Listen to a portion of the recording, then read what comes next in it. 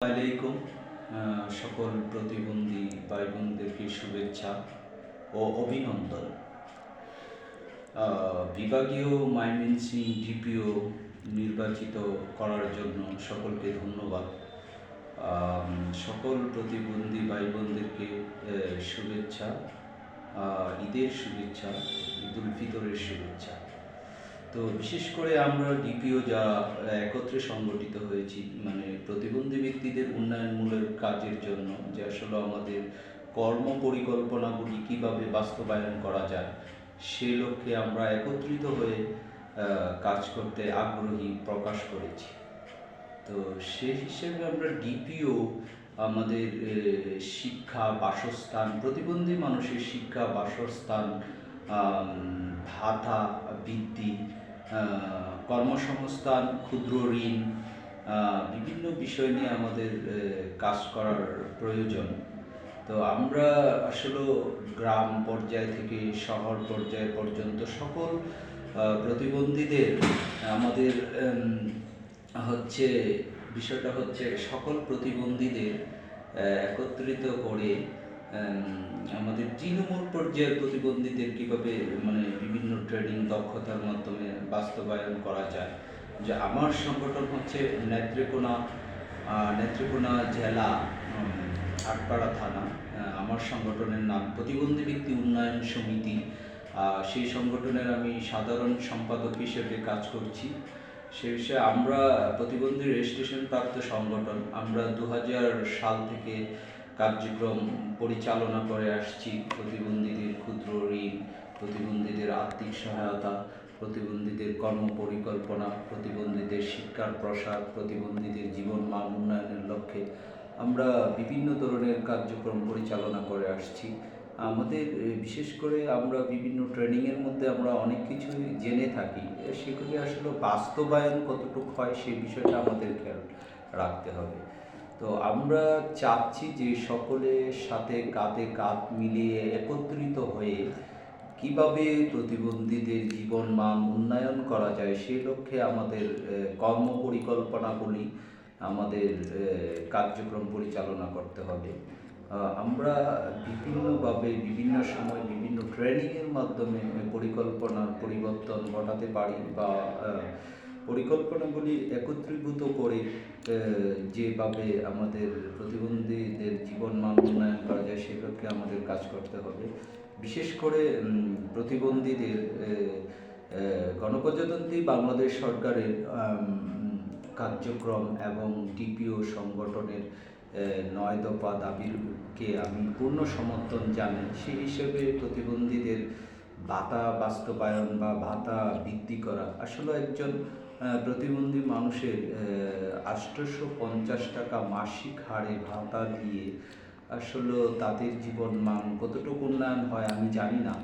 তবে আমাদের সকলের সৎ ইচ্ছার মাধ্যমে আমরা ভাতাটা বৃদ্ধি করার জন্য আমাদের একটা পদক্ষেপ নিতে হবে।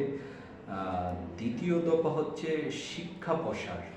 আমরা দেখছি প্রতিবন্ধীরা এখন পিছিয়ে পড়া জনগোষ্ঠী না আমি মনে করি, কারণ শিক্ষার মাধ্যমে তারা অনেক দূর পর্যন্ত এগিয়ে আসছে। সেই হিসাবে আমাদের উচ্চ শিক্ষিত প্রতিবন্ধীদের তাদেরকে কর্মসংস্থানের জন্য আমাদের কর্ম পরিকল্পনাগুলি বিভিন্ন ট্রেনিং প্রশিক্ষণের মাধ্যমে দক্ষ করে গড়ে তুলে আমাদের প্রতিবন্ধী ভাই বোনদের জীবন মান উন্নয়ন করা সম্ভব বলে আমি মনে করি। আরেকটা বিশেষ করে প্রতিবন্ধী ব্যক্তিদের চিকিৎসা, প্রতিবন্ধী ভাই বোনদের অনেক ক্ষেত্রে বিভিন্ন চিকিৎসা করার প্রয়োজন হয়। সেই চিকিৎসাকে বাস্তবায়ন করার জন্য আমরা গণপ্রজাতন্ত্রী বাংলাদেশ সরকারের কাছে আমরা বলতে পারি সিআরপিডি, এনসিআরপিডি, বিভিন্ন দাতা সংস্থা আছে, তাদের সাহায্য সহযোগিতার মাধ্যমে আমাদের কর্ম পরিকল্পনাগুলি আমরা আসলে গ্রাম পর্যায়ে তৃণমূল প্রতিবন্ধীদের জীবন মানটা আর একটু ডেভেলপ কীভাবে করা যায় সেই হিসেবে আমরা একত্রিত হয়ে কাজ করার একটা দৃঢ় পরিকল্পনা বাস্তবায়ন করতে হবে। আর বিশেষ করে প্রতিবন্ধীদের বাস্তবায়নমুখী কারিগরি প্রশিক্ষণ, বিভিন্ন প্রশিক্ষণ, যানবাহনে চলাচলের নিরাপত্তা, বিশেষ করে আমরা দেখছি যে কর্মক্ষেত্রে তাদের র্যামের ব্যবস্থা আমরা সকল প্রতিবন্ধীদের মধ্যে সবচেয়ে বাধাগ্রস্ত হচ্ছি দৃষ্টি প্রতিবন্ধীদের নিয়ে। আমরা দৃষ্টি প্রতিবন্ধীদের জীবনমান কীভাবে আমরা উন্নয়ন করতে পারি সেই লক্ষ্যে আমরা আরও ব্যাপকতরে কাজ করার দৃঢ় পরিকল্পনা ব্যত্যয় করতে হবে। সেই হিসাবে ব্রেল, কম্পিউটার, জজ এমবিডির মাধ্যমে কম্পিউটারের কর্মদক্ষ করে গড়ে তোলা, সেই হিসেবে আমাদের কার্যক্রম পরিচালনা করতে পারি। আমি আমার সংগঠনে প্রায় 500 উপরে প্রতিবন্ধী ভাই বোন আছে।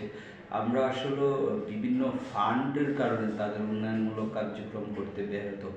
আমরা আশা করি ডিপিও ভাই যারা আছি বিভাগীয় পর্যায়ে তাদেরকে কোনো একটা ফান্ড ক্রিয়েট করে সকল প্রতিবন্ধীদের জীবন মান উন্নয়নের লক্ষ্যে আমরা বিভিন্নতরভাবে কাজ করে তাদের চাহিদাগুলি পূরণ করা যথাযথ সম্ভব বলে আমি মনে করি।